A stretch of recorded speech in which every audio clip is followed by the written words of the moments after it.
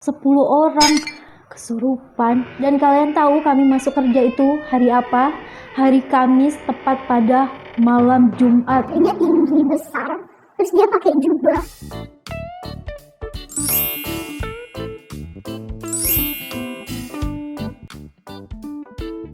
Sebelum nonton, jangan lupa untuk like, subscribe, dan klik loncengnya. Happy watching!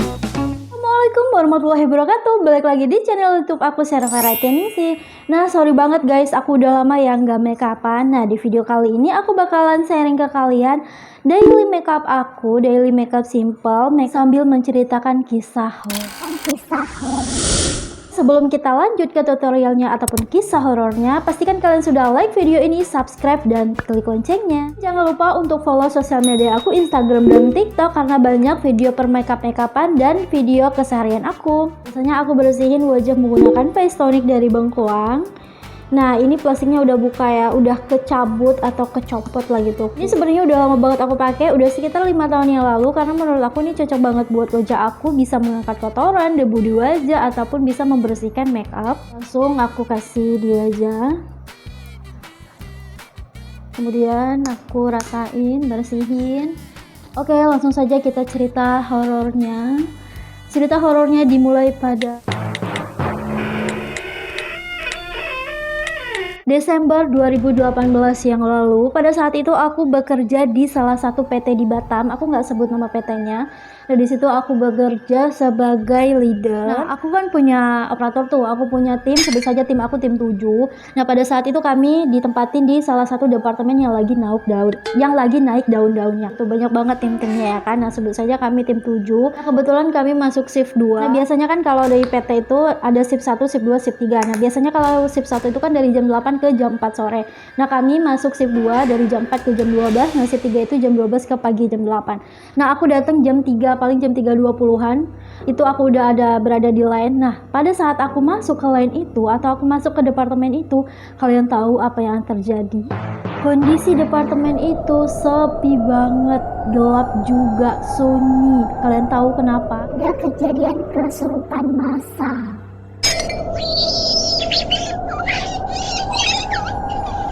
Jadinya aku tanya dong sama staff yang ada di situ, aku tanyain kan, Kak, kok bisa sepi sih? Kenapa sih? Ya jadinya aku berpikiran positif dong, karena kan biasanya PT kalau ada operator pulang cepat itu biasanya kan barangnya udah habis ataupun lagi ada masalah atau lain sebagainya. Nah, dia bilang ada kesurupan massal. Aku langsung kaget dong guys. Jadi aku tanya, emang berapa orang sih Kak? Ada beberapa orang sampai 10-an orang. Hah? 10 orang kesurupan. Jadi dia bilang setiap line itu ada perwakilannya satu-satu gitu. Dari contohnya line 1 nih dia kesurupan, jadi ada nyambung line 2, line 3. Wah, gila banget. Kalian tahu kami masuk kerja itu hari apa? Hari Kamis tepat pada malam Jumat. Nah, singkat cerita, operator aku udah pada datang, udah pada ngumpul. Dan sebelum kami menjalani di line itu, kami meeting terlebih dahulu, doa dulu. Nah, jadinya aku pimpin meetingnya. Aku kasih arahan ke mereka. Pasti mereka sudah tahu dong yang telah terjadi. Aku kasih tahu ke mereka kalau ada kejadian yang tidak mengenakan di line sebelumnya. Kalian tahu, kami line 7, contohnya aku sebutin kami line 7 ya. Aku sebutin anggota tim kami line 7. Nah, tepat kami kerja itu di tempat posisi ruangan tersendiri gitu. Ada ruangan nggak ada lane lain, contohnya kalian tahu kan. Nah, kalau lane contohnya lane 1 sampai ke lane 6, nah berbaris. Tapi kalau kami itu ada ruangan tertentu, itu cuman satu lane aja yang jalan, dan cuman lane kami aja yang jalan, dan lain nggak ada ya. Walaupun lane kami rame ya, sekitar 50-an orang.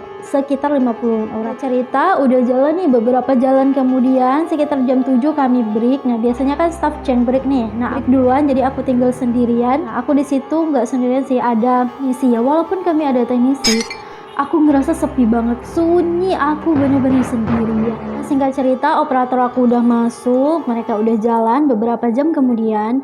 Nah, pada saat itu situasinya sepi banget guys. Operator aku nggak ada bunyi, nggak ada berisik sama sekali. Tiba-tiba aku ngedenger suara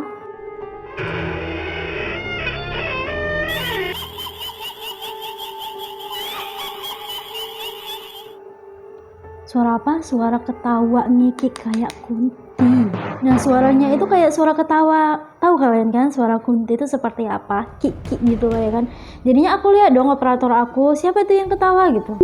Terus mereka bilang nggak ada kak yang ketawa, kami diem-diem aja katanya. Oh ya udahlah, aku positive thinking aja, mungkin ada yang iseng atau apa, ya udah aku diemin. Nah, beberapa menit kemudian ada suara lagi. Nah, aku dengar suaranya itu posisi paling pojok. Nah, paling pojok itu ada ruangan, guys. Ada tangga, ada ruangan. Di situ aku ngerasa kayak ada suara. Nah, setelah aku mendengar 2 kali ketawa itu, aku langsung terdiam dong. Aku langsung bengong. Siapa lah itu yang ketawa? Selanjut cerita, aku tanya dong sama staff lain. Aku tanya, dengar nggak sih suara ketawa gitu katanya? Nggak ada yang ketawa di sini katanya gitu kan. Oh ya udahlah. Nah, aku positive thinking aja, udah selesai jalan, udah sekitar jam 12, kami udah selesai semua, pulang. Minggu kan libur tuh. Nah, jadi hari Senin pada saat kami hari Senin masuk pagi, karena aku penasaran orangnya, terus kalian tahu apa yang terjadi? Aku menuju ke ruangan yang aku dengar sumber suara ketawa itu. Kan pojokan kanan itu ya, jadi ada tangga, jadi aku naik tangga, terus ada emang ruangannya itu sepi, nggak terkunci, ada meja, ada kursi gitu ya. Karena aku penasaran orangnya, jadi aku cek dong. Itu memang ada apa-apa? Nggak ada apa-apa, nggak ada orang. Ya udahlah, positif dong, positif thinking. Nah, singkat cerita, beberapa minggu kemudian kami pindah lane dong. Anggap saja itu lane 6, paling ujung dekat toilet. Nah, pada saat itu kami masuk shift 3. Shift 3 itu kalian tahu kan, shift 3 itu dari jam 12 malam sampai jam 8 pagi. Di situ posisinya lane yang lain pada nggak jalan ya.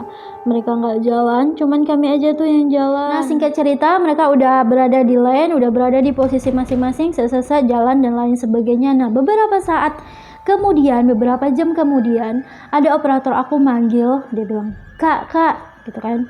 Ya, kenapa dek? Aku bilang gitu. Kak, pundakku kerasa berat loh kak. Oh, mungkin capek, aku bilang gitu. Karena kan kami posisinya kerja di PT itu maklum lah ya, berdiri gitu kan. Ya, jadinya aku urut, aku pijit-pijit, aku urut. Setelah itu dia jongkok dong, kak panas, capek katanya gitu, panas di pundaknya. Nah, jadi aku langsung mikir dong, udah mikir aneh-aneh, ya udah aku sambil mijit, sambil baca Al-Fatihah, sambil baca ayat kursi dan lain sebagainya. Operatorku satu lagi dia panggil aku, kak katanya gitu, sini dulu dong. Ya dek, kenapa gitu katanya. Kak, aku kayak kerasa berat gitu katanya, berat badannya gitu kan. Oh, aku pijit juga dong, terus dia bilang gini, kak aku kayak ngerasa panas gitu katanya gitu. Wah, mungkin AC-nya mati, aku bilang gitu kan. Setelah beberapa menit kemudian aku pijitin, dia langsung jatuh dong. Jatuh ke lantai, dia pingsan. Nah, di situ semuanya udah kaget semua, udah shock gitu, udah ketakutan. Kami bawa dong ke ruangan tempat alat-alat mesin dan sebagainya. Tanya, aku panggil dong, anggap aja dia si C gitu. C, kamu kenapa C? Gitu contohnya kan. Terus aku kasih dong minyak angin supaya dia sadar gitu kan. Terus kalian tahu apa yang terjadi? Dia kayak ngerang kayak gitu, kayak tangannya itu di kepal gitu, gitu kan. Aku langsung merinding saat itu juga. Dia langsung bilang spontan, aku penunggu toilet katanya gitu kan. Karena memang percaya nggak percaya ya, kalau toilet itu nggak bersih, kotor, atau mereka buang sampah sembarangan, ya mungkin penunggunya marah ataupun negur supaya jaga kebersihan gitu. Nah, dia udah sadar gitu kan, udah beberapa belas menit kemudian gitu, dia udah sehat. Terus dia bilang, udah kak aku mau kerja lagi katanya gitu, udah ngelanjut. Terus aku tanya dong, kamu yakin udah bisa berdiri, udah bisa ngelanjutin pekerjaan kamu? Aku bilang gitu, udah bisa kok kak, udah aman. Ya udahlah, bismillah aja, aku bilang gitu. Nah, jadinya singkat cerita dia kerja nih. Nah, beberapa jam kemudian dia manggil aku, kak Ratia gitu katanya. Terus aku jawab, ya kenapa dek? Aku bilang gitu. Terus kalian tahu apa jawabannya? Kak, aku lihat di belakang kakak tadi ada yang lewat. Spontan dong aku tanya, siapa? Mana ada? Tadi perasaan nggak ada tuh operator yang permisi mau ke toilet atau ada yang lewat. Karena kan cuma tim kita aja gitu. Bercanda nih, jangan bercanda dong. Aku bilang gitu kan ya. Terus dia bilang, serius kak? Itu yang bilang yang pingsan tadi. Nah, beberapa menit kemudian kak, aku udah ngerasa berat lagi kak. Langsung tumbang. Terus kami bawa ke tempat ruangan tadi. Terus singkat cerita, AA dateng, bacain doa, udah pagi kan, udah waktunya pulang lah ini ya. Nah singkat cerita dia udah pulang, terus besoknya hari Selasa kami masuk siang nih. Dia cerita semuanya ke aku. Nah dia bilang gini ke aku, dan sebelum aku lanjut ceritanya, pastikan kalian gak sendirian nonton ya. Aku sebenarnya sendirian sih di rumah, ngerasa agak merinding.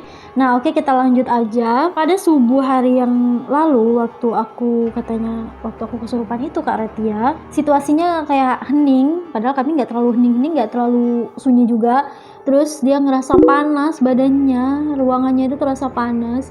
Dan apa yang kalian tahu, bahwa pada saat aku pijitin temennya yang satu lagi, yang seberangan mereka kan, seberangan. Nah aku pijitin itu, dia bilang ada yang lewat. Posisinya itu seberang jalan pas mau masuk ke toilet. Nah dia bilang ke aku bahwasanya orang yang misteri itu atau makhluk halus itu dia badannya tinggi besar, terus dia pakai jubahnya itu warna hitam, kalian tahu ya, jubahnya itu ada pakai topi gitu. Nah dia pakai kayak jubah pakai topi gitu, terus dia ngeliat ke tempat kami kerja gitu. Operator aku itu dia lihat bahwa cuman ada mata tengah satu di sini melalak merah. Oh gila, itu waktu itu aku denger itu rasanya kebayang dong. Kalian bisa kebayangkan gimana posisinya. Dia ke toilet, aku nggak tahu dia entah tinggalnya di toilet atau apa, aku nggak tahu juga. Nah tapi ada beberapa operator yang bilang bahwasanya kalau toilet itu emang serem. Mereka pernah nemuin bau darah, bau amis, mereka pernah temuin rambut. Ya aku positive thinking dong, mungkin ya rambut ada operator yang rontok tinggal gitu ya. Nah pada saat kejadian itu, sebelum aku kerja atau sebelum kami menjalankan tugas yang diproduksi, kami meeting harus ngasih tahu bahwasanya di toilet itu harus menjaga kebersihan, jangan buang sampah sembarangan, karena memang mungkin dia ngasih tahu atau menegur, mungkin ada yang oknum-oknum yang nakal tangannya, buang sampah sembarangan, terus nggak disiram, habis pakai, dan lain sebagainya. Nah percaya nggak percaya, hal mistis itu pasti ada di kalangan masyarakat, tapi balik lagi kita tuh menyingkapinya seperti apa. Kita juga pastinya harus percaya kepada Tuhan ataupun kepada Allah Subhanahu wa Ta'ala, dan apapun kegiatan kita dimanapun kita berada, kita harus melalui atau mendahulukan doa terlebih dahulu baru kita melakukan aktivitas sehari-hari. Nah di video kali ini aku menceritakan ataupun sharing ke kalian bahwasanya aku pernah mengalami hal mistis pribadi sendiri, aku pernah mengalami hal seperti itu. Nah kalaupun kalian pernah mengalami hal seperti itu, boleh kalian komen di bawah ya. Oke teman-teman, ini hasil daily makeup aku ataupun makeup keseharian aku. Nah kalian fokus kemana nih? Fokus ke makeupnya atau fokus ke ceritanya? Ayo.